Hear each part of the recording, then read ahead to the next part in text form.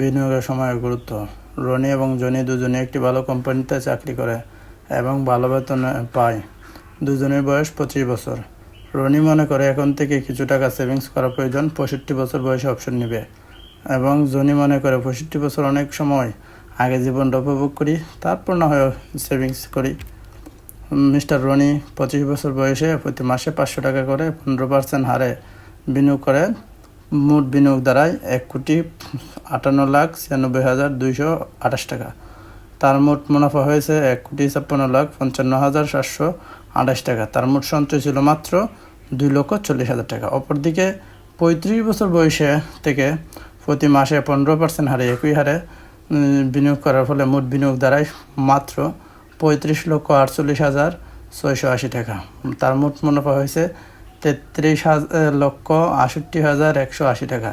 তার মোট সঞ্চয় ছিল মাত্র 1,80,000 টাকা। সে যদি প্রতি মাসে 1,000 টাকা করে সঞ্চয় করে 15% হারে, তার মোট মুনাফা বিনিয়োগ হবে 70,53,591 টাকা। তাকে যদি রনির মতো একটা অ্যামাউন্ট ফিগার তৈরি করতে হয়, তাহলে তার প্রতি মাসে বিনিয়োগ করতে হবে 2,250 টাকা করে 15% হারে। তার মোট দাঁড়াবে 1,58,15,866 টাকা।